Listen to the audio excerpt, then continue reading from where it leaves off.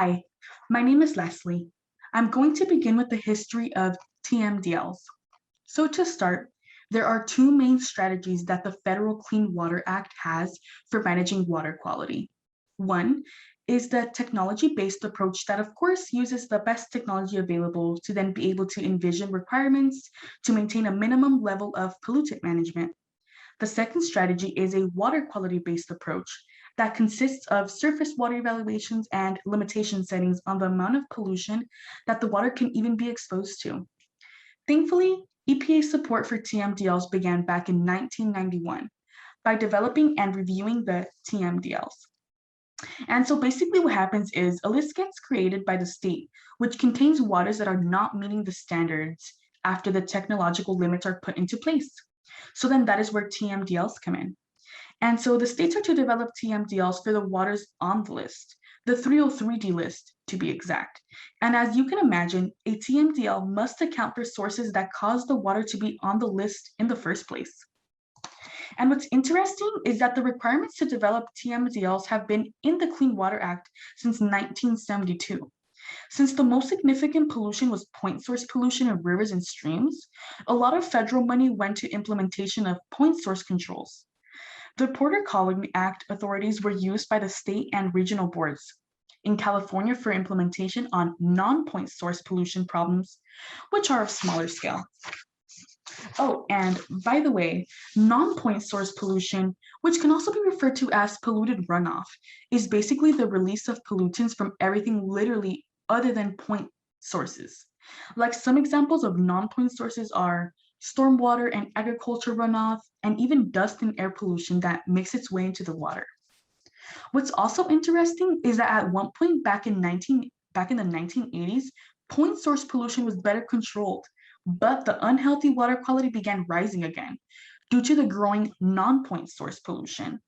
So then environmental groups decided to file lawsuits, not just a few. Literally to this day, over 40 lawsuits were filed, especially against EPA due to their responsibility to approve the TMDLs. Since all the attention was basically only on point source pollution, not non-point source pollution. So now to the development of TMDLs. So TMDLs in California are developed either by RWQCBs, which stands for the California State Water Resources Control Board, or can be developed by US EPA, which stands for the United States Environmental Protection Agency. And basically those two differ since TMDLs developed by RWQCB are designed more as basin plan amendments and also include implementation provisions, while TMDLs developed by EPA don't have comprehensive implementation provisions. Anyway, all TMDLs have to have allocations to point sources and also non-point sources of pollutants. Okay, so there is steps in developing TMDLs. So listed on this slide are the 5 most common ones. Number 1, involve stakeholders. And what that means is anyone who's concerned with the water in question can provide input and basically be involved in the beginning of this whole process. So for example, like businesses, government entities, and literally even the general public can be involved. Number 2, assess the water body, meaning identifying the pollution sources and the loads. Number 3, define the total load and develop allocations. So since there can be multiple TMDLs on one water body, it needs to be determined in this step if they're going to be needed. It can also be that one TMDL can address more than one pollutant at a time, which is awesome. And basically all the allocations need to result the water body to attain water quality standards. Number 4, develop implementation plan. It's a step that ensures that allocations are met and also the parties that will carry out the actions are identified. Number 5, amend the basin plan. So it's a federal law to incorporate TMDLs into the basin plans. And a basin plan is basically a document, a legal document that describes water quality management like a regional board would manage. And so here, this image is showing a field staff member collecting water quality data, which is showcasing one of the steps that is necessary to characterize pollution sources, of course.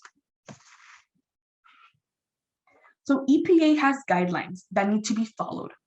So there's certain elements that need to be in a TMDL document. Like some examples are the pollutant, of course, the pollutant source, loading capacity, margin of safety, monitoring plan to track TMDL effectiveness, etc. There's a way longer list.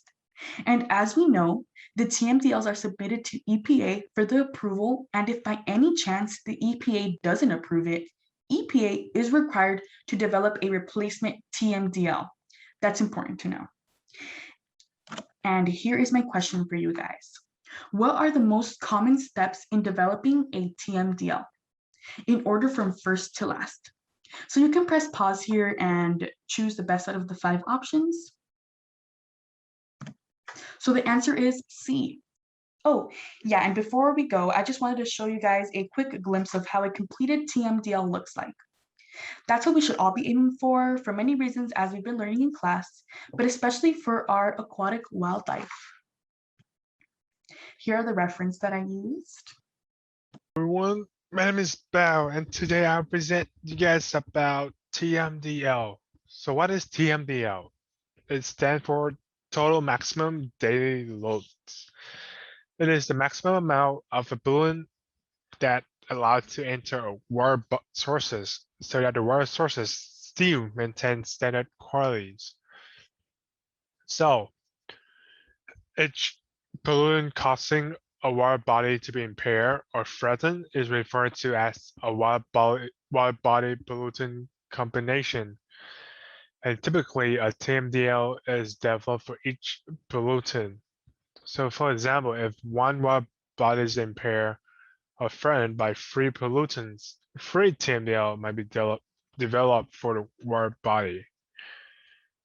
So why is it important to have TMDL? We have TMDL to protect agriculture. You know, agriculture depends on water. And then if our water is not set up to health standards, it will affects the crops and the production.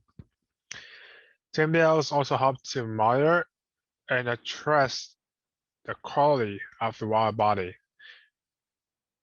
And this also help to identify sources and amounts of pollutant.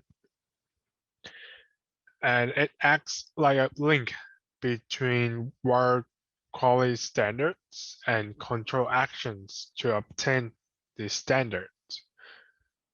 Here's an example. This is a Lake Tahoe TMDL goal.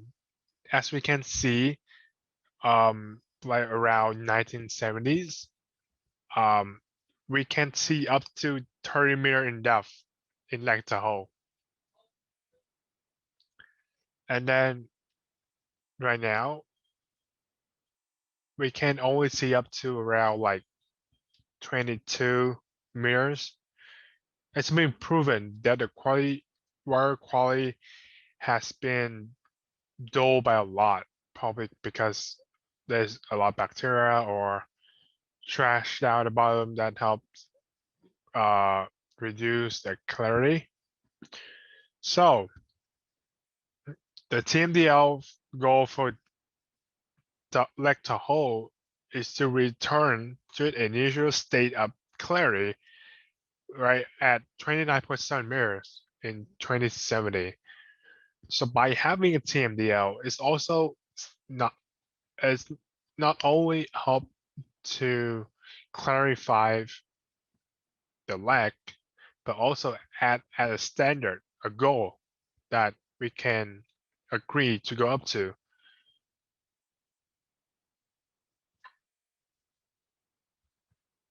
This is my site. Here's my question. So what agency have the right to approve TMDL? The correct answer is C, the EPA.